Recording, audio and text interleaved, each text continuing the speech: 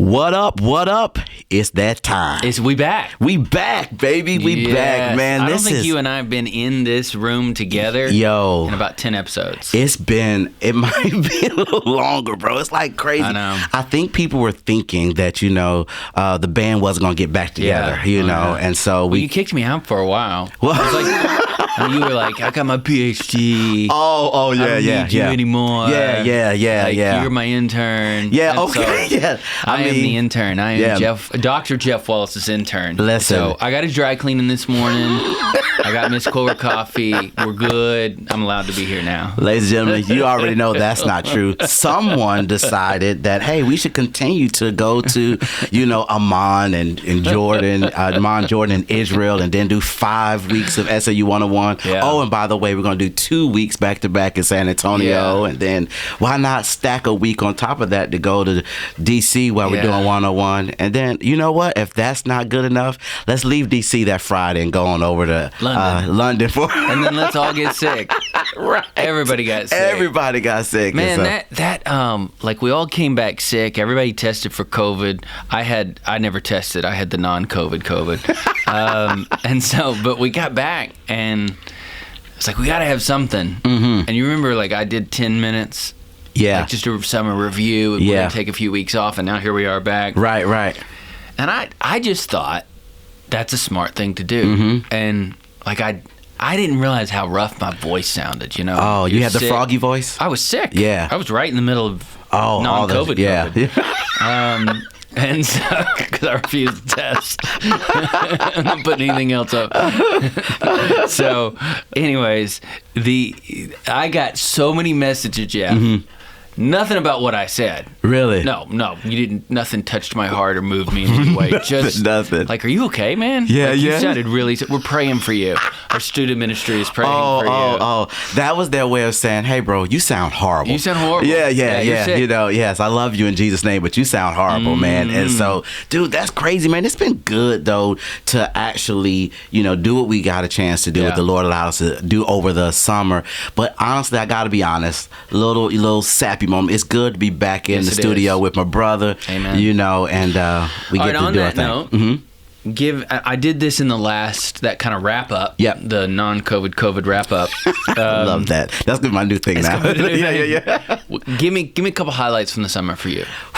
My gosh. There's just that stand out, Okay. Wow. That's a great question. So I think, man, anytime and every time, I get a chance to go over to Israel and Jordan, I always see something new. And it was my responsibility this year to teach at Mount Nebo. And you and I, we had talked about how, hey, this is the one place that we can know, no other place in the planet where you can stand and just kind of take a panoramic view and see all 4 plot movements in Scripture. And I think, man, when you said that to me the first time, and then going over and preparing to teach, it was in that moment, Brent, I don't know. It was like, it, but there was just something very sacred about that moment. And I was reminded of the sovereignty of God in that moment. And so that was kind of like a spiritual, like, wow, that was really, really cool moment. But then, I got 2 quick ones after that. So that was 401 at Mount Nebo. Big highlight. Second was at 201 when I was, back in the green room with Dr. Ben Carson. Yeah, night one of 201. Night one of 201. And, we didn't talk about politics and craziness or things going on in culture. We talked about being boy dads. Like, he has all sons and I have all sons, and just like all of his boys got married, in the same year, and my son's engaged now, and but we were talking. I was talking. I was like, "Well, I know it's on the horizon. It hadn't happened yet, but it was on the horizon." So he was just kind of talking to me about that. So that was a really cool moment, just to kind of hang out with Dr. Ben Carson, and we just talked like friends. And so that was awesome. And he crushed it, by the way. Oh man, it was awesome. It was awesome. That night one talk. For those of you that weren't there, Dr. Ben Carson opened SOU 201, and Chaplain Barry Black, the chaplain for the United States Senate, which was that was my 201. Yeah, man. And you were like, there's a part of you that wants to go, we planned it that way. And really working on the ebb and flow. I want to bring this event full arc. Yeah. The truth is, that's when they both had availability. Right. We got blessed. Yeah. And but it was just awesome. Yeah. So that's it, man. So from the beginning with Dr. Ben Carlson, just kind of hanging out. But then at the end, Chaplain Black, man, he slaughtered that set. It was incredible, man. It was so inspirational. It was funny. It was motivational. I mean, it was really good. And then at the end, I was coming to close out 201, and he just hugged me, man. And in my ear, just, began to encourage me in my ear, man. Just whisper, just encouraging words and just challenging me to keep pushing, keep going. And it was just really, really special. And I think for me, that was a big moment for me because I didn't even expect it. I was just hugging him, thanking him for being there. But then he just took time out, unscripted, and just encouraged me in that moment. So that was awesome. That was awesome and stuff. What about you? You had a busy summer yourself, there, brother. A little bit. I shared I shared a couple in that wrap up. I'll share one more. And that is, my two oldest teenagers were at 301. Yeah, man. Yep, on my bus. I know. They requested that. Yeah, I love that. We had a great time. And they so anyways, it was fun to be able to, I mean, it's one thing at 101 and 2, everything's so fast paced. Mm-hmm. At 301, it's still a lot of people. It's what was 480 something people this year. Yes, I know. But I was still able to have them up to the room afterwards. Yeah. We could debrief the day, and I was able to pray for them in a couple places. And so good. So it was good, to be able to spend some time with my own kids. Yeah. As they are coming through the SLU journey and nearing the end of the SLU journey. Now I got 4 more that are going to go through it, so it's not like this is the close. Right. But it was a very, I don't know, it was kind of somber reality of reminder of why we do what we do, and the sacredness of, hey, there's a parent that is trusting us with, and now students, I'm not talking down to you when I use the word child, but there's parents that are trusting us with their child. Yeah, man. Because no matter how old you get, you're still, my mom still looks at me, and I'm 45 years old as her child. Come on, man. I just talked about it this morning. Yeah, so there is this sacred trust, yes, from student pastors and schools and all the rest, but at the end of the day, it's that home, that family, that's going, I trust you. Absolutely, and, man. Boy, that caused me to go, and so next year will be even better. Yeah. We're going to keep challenging the process. We're going to keep running the race, doing everything with excellence. Absolutely, man. I did all that. I remember when Cameron got a chance to go to 301, and so it was that very moment, and Quo got a chance to go with him as well, and so for all of us to be there, it was just like, man. And as a parent, you see the impact that SLU has on the life of a student, and like I see it in my own child, and it's just really, really special. And so it makes me not just appreciate what we do even more, but it also, Brent, it reminds me of why we have to continue to push like we do to steward these moments and to make sure that we're doing everything that we can to help students tell a different story with their life, man. And so it's just a great summer, bro, man. It was. And now everybody's back in school. Yep, and UGA is #1 on the AP polls. Why not mention it? I just thought I'd just throw that in there. I just thought I'd throw that in there and didn't mention that Alabama's #4. But who's watching? Hey, who's watching? Yeah, right. Yeah. Man, yeah. I'm so excited about college football. So, a few more Saturdays. Yeah, man. When this episode drops, we'll have 3 more Saturdays. Man. College football. Yeah. So I'm ready. Yeah, brother. I'm ready. All right, so here we are. Let's do this. We're going back to school. Yes, sir. Let's pretend, and I think that what we're going to talk about today, Jeff, is transferable for a parent who is re-engaging or not re-engaging, but their kids are now back in school, and they're going to their, they think in terms of fall and spring and summer as well. But wherever you are in the journey, we're going to use a student as kind of a prototype. Yeah. You're a freshman in college. You're a senior in high school. You're a freshman in wherever. Yeah. And you're going back to school. Yeah. How do we redeem the time? How do we look at the 2 semesters in front of us? Yep. And go, okay, I want those semesters to be set apart. Yeah. And to be different, and I want to make the most of them. And so what we did, ladies and gentlemen, is never comparing notes, but discussing topics. I've written down a handful of ways to redeem the time in this upcoming school year. I know you have as well, Jeff. And we'll just kind of use that to kind of guide our conversation, and hopefully that will be beneficial and helpful. You know, I hate showing my age. I guess I've already mentioned it once, but I've been doing back to school ministry for 20 some odd years. Oh man, don't remind me. School rallies and I mean, just so there. This is part of the ebb and flow and the rhythm of. There is this several week period where we're going, okay, clean slate. Yep.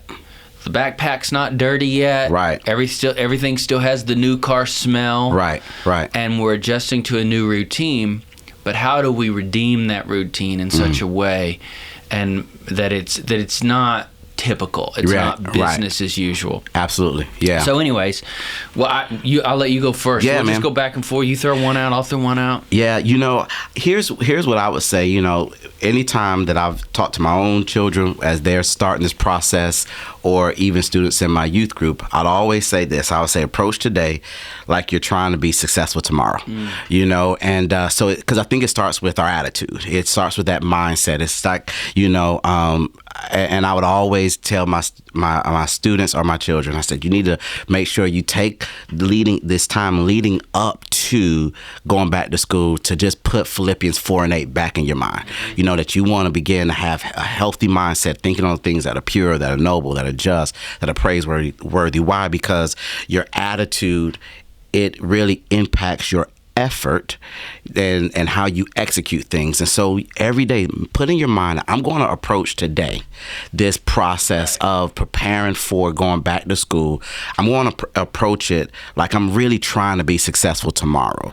Why? Because it's about being intentional in every aspect of your life. And so, I know we're going to go back and forth, but I always kind of start, Brent, with the big picture and then try to funnel it down of like, what does that mean? And so, because then I'll say, after you are approaching that, you're approaching today like you're trying to be successful tomorrow, then how are you going to get organized? One of the sessions that we always do, our famous one, is, swallow the big frog first. And so get organized, and I would always try to, because, my children always needed like these practical nuggets. My boys, they just needed, okay, Dad, that sounds great. What does that really mean? And so we would kind of try to get in the weeds a little bit about, okay, let's get organized. Let's take a snapshot of your classes. And I want you to look at your classes and your schedule and the subject that you have, from the hardest to the not so hard or not so challenging, and then I want you to now, as you identify from most challenging to, not as challenging you have, plus the extracurricular activities you have. Now let's get organized and let's look at our days. Let's look at our weeks. Let's look at our weekends, and let's begin to set some goals, set some objectives, and then use a calendar. And so I think, the first thing I'll always do from a practical standpoint is like, hey, all right, how are you going to be intentional about approaching your today like you're trying to be successful tomorrow? Right. And so I think for me, that's always been, no matter who I'm talking to from a practical standpoint, that's always been the starting point for me with, like I said, my own children, as well as students. As if I'm talking to students in my youth group, hey, this is what I need for you to do as you prepare for this new season of life. A practical thing, just to go along with that, Jeff, that I do every week is I'll take 10 minutes. And sometimes it's really late on Sunday night. Yeah. But it doesn't matter if I've got you and I are a lot of times preaching somewhere around the country somewhere on a Sunday. A lot of times we're not getting home till late Sunday night. It doesn't matter if I'm home or if I'm not home. If I go home at 2 a.m, I'm still going to do this. Yeah. I'll take 10 minutes on a Sunday night and have a personal staff meeting about the next week. Yeah, man, I'll do that. Because that 10 minutes will save me 10 hours of agony throughout the week. Yes. And if I can just touch the week from a kind of a 10,000-foot view, man, I'm good. Yeah, man, I love that. And I do the same. I have a meeting with myself. I have to have a staff meeting with Jeff. Yeah. And then just for adult leaders out there, those are married. My wife and I, we have budget meetings. Those are painful for me, though. By the way, and so but I always have a conflict, scheduling conflict with us. Yeah, so we have budget meetings. I'm like, I'd rather watch paint dry. And but yeah, I love that, Brent. Yeah, I agree 1,000% that you have to have a meeting with yourself, because if you're, we're a lot like, I'm a visual learner as well. I have to see things and then just kind of write it out. So I'll be, again, very intentional about my Monday. Yeah. And so what you do on your Sunday really dictates and determines what your Monday looks like. Because, I know Phil Wickham has a beautiful song, Sunday's Coming, but in this context, Mondays are coming. Yeah, that's right. That's right. That's Monday's coming. And so, I would say my first piece of advice is going to be a little bit different, and that is to go on the hunt for a great idea. Pick an idea that you're not going to cover in school. Okay. That's above and beyond what the scope and sequence of your curriculum at school or whatever you're doing with work or whatever it may be. Pick an idea and become fascinated with idea. Great leaders wrestle with big ideas. Yeah. And what happens is if you wait to do that, there's not going to be any time. Yeah. You're going to go, wow, I've got homework every night. I got this, I got that, I got that. But if as the school year is starting, you go, no, I want to become an expert in this subject by the end of the school year. I want to read the top 5 books on this subject by the end of the year. Yeah. I want to have listened to however many talks on this subject by the end of the year, and pick a subject or an idea. Yeah. And just chase after it. Yeah. Go, you know what? I'm going to give them a semester or 2 semesters to studying this idea. And what you'll find is if you do this, and this is what's beautiful about this, Jeff, is that learning will not become something that is a requirement. It'll become a luxury. Learning will actually become a form of entertainment for you. Yeah. You'll go, okay, I'm done with school. Now I get to learn in another way. Yeah. And you want to talk about exercising that thing in your school called your mind, that muscle. Yeah. When you have an appetite for learning. Yeah. And I'm a big believer that we feed the appetites we create. Yes, sir. And so if you create an appetite for learning, and that's how you enjoy things. I mean. Yeah. Hey, man. Yeah. That you're winning at that point. Yeah. It's funny because I just had one of my things was like, pick a book or blog or literature that will help you along your journey, and so that idea of, okay, you got to become the best leadership developer, or personal developer of your life. You have to steward your life in such a way where it's like, okay, because when we think about going back to school and talking about being organized, we think about that exclusively through how am I going to tackle my topics or the classes that I have? How am I going to manage the extracurricular that I'm having?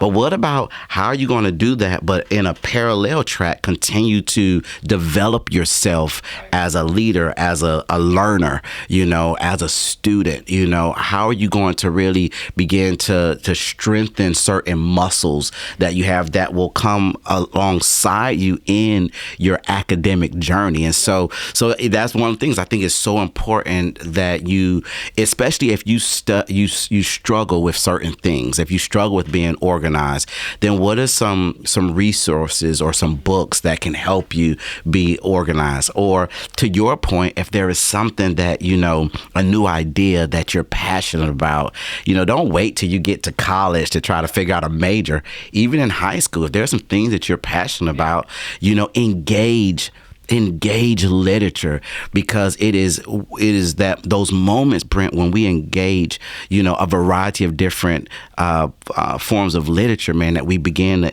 expand our single story perspective, and we really find out, one, what do we really like or don't like, but then two, on the same vein, it also can help us become better in areas that we may struggle in, or just do some tuning up in some areas that we also need just further development in. And so I love that idea of, man, getting the idea, something that you love, study it, but also just engage in content and literature, Well, if learning is a form of entertainment for you, then school becomes more doable.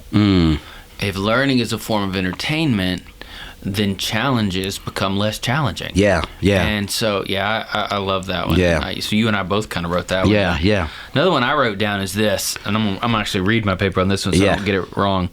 Attempt something where the odds of failure are better than success. The reason I say that is because I love that. I'm not throwing shade on our educational system or anything like that, but you gotta fail at some things to get mentally tough. Yeah. And I think we have become a culture that is seeking to avoid failing at all costs. Yeah. When failure at times is the best teacher. Yeah. And so go try something. Yeah, man. Do something where you go, I may succeed, but chances are I may not. Yeah. My son and I have spent a lot of time talking about this one this year, and he may succeed, and he has an athletic goal. He may succeed. The odds are better that he's going to fail, according to him. Yeah. But he's not living with, I'm not going to do well. I'm not going to do well. No, he's hustling every day, working hard, giving it his best. Yeah. But attempt something. Try something where the odds of failure are better than the odds of success, because it is through a trial. Yeah. You can't get calluses on your feet if you don't take your shoes off and walk around in the yard every once in a while. You gotta get tough. Yeah. And I feel like, and maybe I'm wrong, and maybe this is somebody's gonna cancel us, or maybe we're gonna lose some subscriptions over this. I feel like we're getting weaker, not tougher. And I just do some things that make you get tough. Yeah. Get some scars. Figure out a way to go try something where you just may not succeed. Yeah. And then after that, how do you redefine your failures as lessons? Yeah. What did you learn?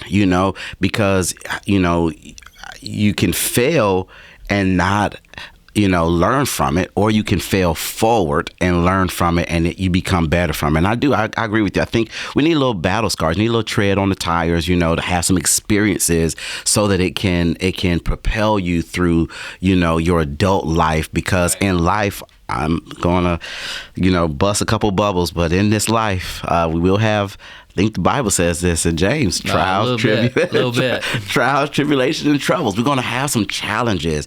And if we don't have moments where we are intentionally dealing with our failures or trying some things that we might fail at, and then embracing that failure when it happens, if we've never had that, especially if we don't have our first failure until much later in life, then what will happen is it will take you back. It'll stop you from really moving forward. And I agree. I think there's sometimes that we try to always do the easy thing so that we can skate through life. And I think that it's okay to embrace hard, do hard things. And, Cameron, my youngest, who is not a person who likes to step outside of his comfort zone. And so I asked him, he's at the marching band at UF. He's part of the marching band there at UF at University of Florida. And I said, hey, man, you want to try out for drum major? He's like, no. And I was like, why not? He's like, Dad, everybody wants to be a drum major. And, and I'll never, blah, blah, blah. And I was like, hey, but you know what? What's the before I said, well, what's the process? So there's this long, grueling process, the application process to become a drum major. I said, okay, cool. I said, but if you don't get it, what did you gain? And he thought about it for me and says, but if I don't get it, I don't get it. I said, no, listen to what I'm asking. If you go through the process and you don't get it, what have you gained? And he thought about it for a moment. He's like, oh, well, yeah, I do gain some experience of knowing this is a process. They take you through this leadership track. You got to answer some questions. You do an interview. You play in front of a room full of people. And so that helps you deal with some nerves that you have and stuff, because it's one thing to be and missed a 400 in the stadium, but when you're by yourself playing to 400, it's a whole different ball game. And I said, so Cameron, even if you don't get it, buddy, what you gain from the experience, I think might be even far more beneficial to you in the long run than even if you do get it to become a drum major.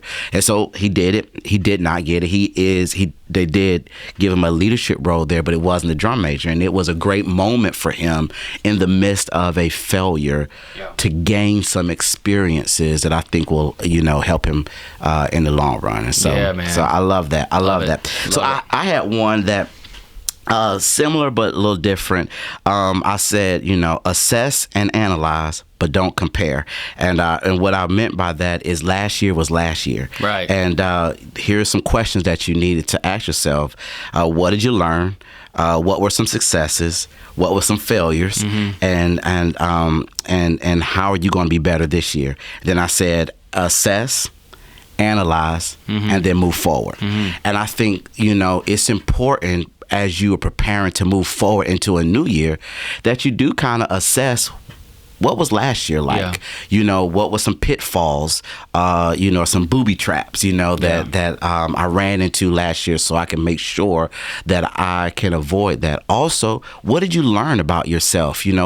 How did you attack your studies? How did you attack being a student and having extracurricular activities and the balance of that? What are some areas that you missed an opportunity on? Like, man, I should have applied for, this club or, this organization, and I didn't. So I think it's important that you assess, but don't compare. Be like, oh man, well, if I don't do it like this this year, then this year is going to be a failure like last year. I think it's important to analyze.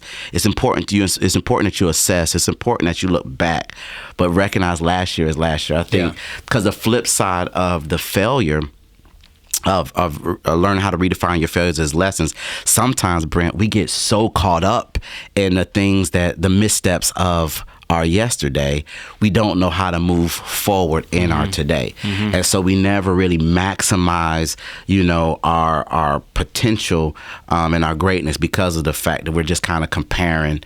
Like, man, last year was this year. I did bad in school last year, so I know I'm just going to do bad this year. So don't do that. No, learn from it.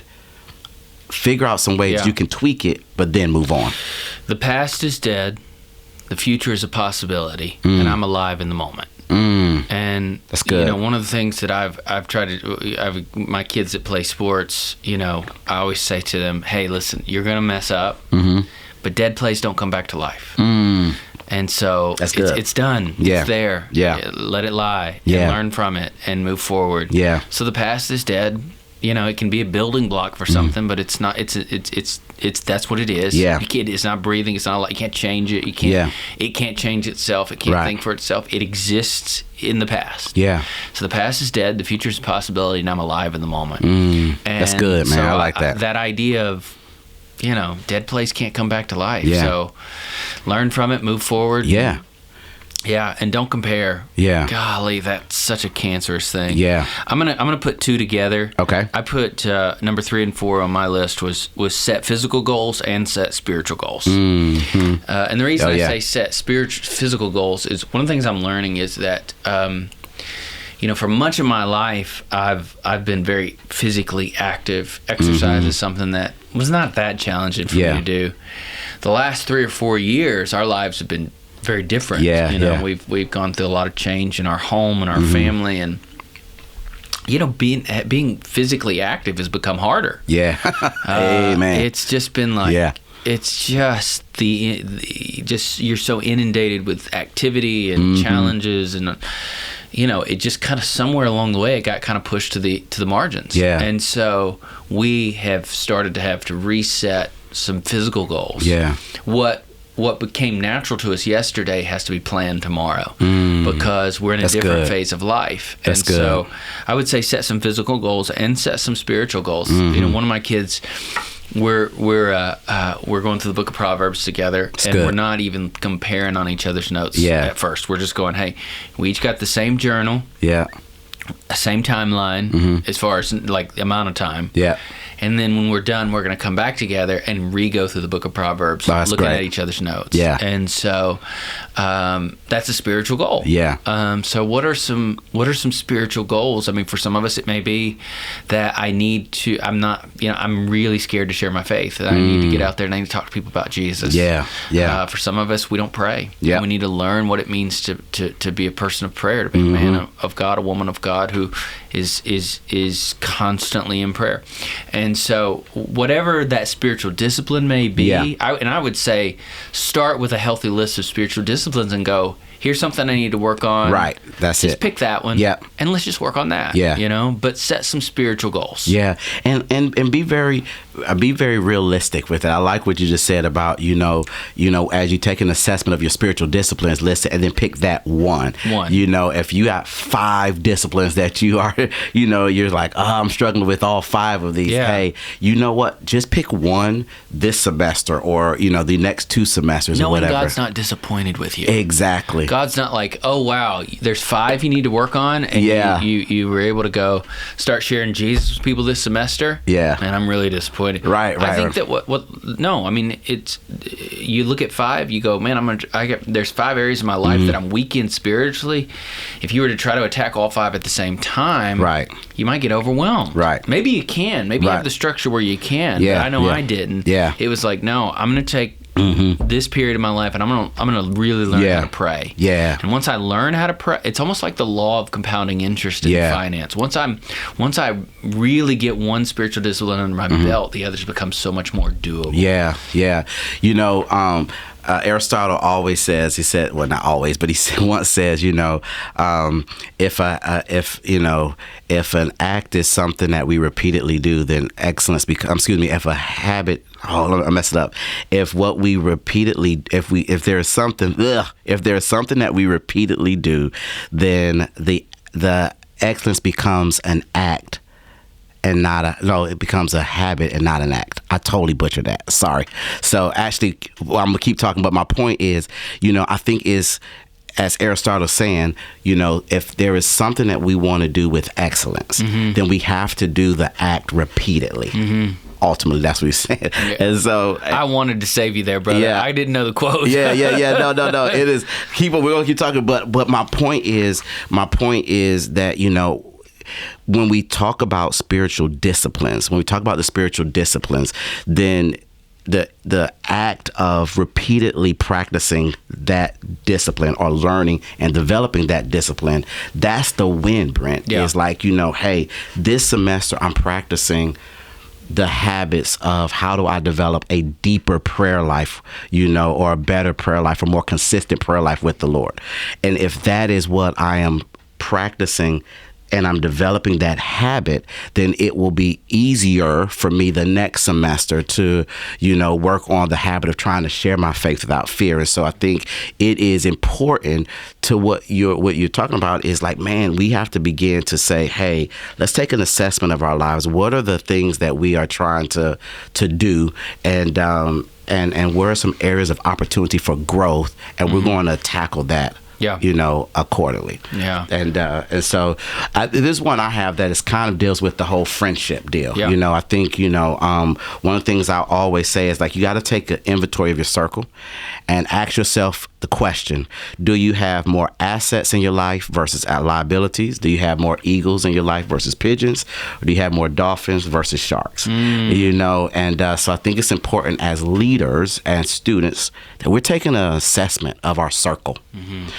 Because if we're trying to be the best version of ourselves, especially when it comes to going back to school, then man, we got to take an assessment of who we have in our lives, because who we have around us, those accountability partners, those influencers in our lives, they can influence us in a positive way or a negative way, but we get to choose how we allow people to have we allow access to our lives who can ultimately influence us. Yeah. I put down also change someone's world. Like if you get to the end of a school year and your life didn't have a fundamental impact on another life, you got to ask yourself, were you really walking in Christ Jesus the Lord? And you know, Colossians teaches us, as you have received Christ Jesus the Lord, so walk in him, being rooted and built up. And so if you're walking in Christ Jesus the Lord, it's hard for me to imagine somebody walking in Jesus for a full year and not having a huge impact on the trajectory of somebody's world, somebody's life. Yeah. You know, I think it was Andy Stanley that said, you know, you can't change everyone's world, but you can change somebody's world. Oh, that's good. And he summed it up I love with that. this quote: "Do for one what you wish you could do for everyone." So you may not change the whole world. Do for one what you wish you could do for everyone. And so, how is the narrative that is your life this semester, next semester, changing the narrative that is somebody else's life? Yeah. And just for the record, man, just a side note. Aristotle actually said, if we are what we repeatedly do, excellence then is not an act, but a habit. There it is. Yeah, there it is. You know, you ever have those moments, man? I hate it when you're speaking or whatever, and you have an idea, then you draw a complete blank. Totally horrible. It's all right. I apologize, but that is a real quote. I just want people to know, ladies and gentlemen, there is a real quote by Aristotle. All right, brother. What you change somebody's world? Yeah, I love that. I put two more, and then I'll get what the last couple are on your sheet. Ask God for a miracle. That's one of the things that I'm fearful of in a digitally connected age, to the point that we're so hyper-connected, is that we get so inundated with the glowing screen in front of us that we forget to petition the God of all things for miracles. That's good. And man. I don't hear a lot of people praying for miracles anymore. Wow. And I'm not just talking about showing up at a certain denomination and that's just part of their rhythm. I'm talking about all of us. Yeah. We should be asking God for something miraculous to happen. Yeah. And then the last thing I said is strategically and routinely escape digital chaos. Ooh, now that one. There needs to be a couple sabbaticals, maybe one each semester. Yeah, where you take a break from the notifications. Okay, I'm off social for a month or whatever it is, but there needs to be an escape from that noise. Yeah.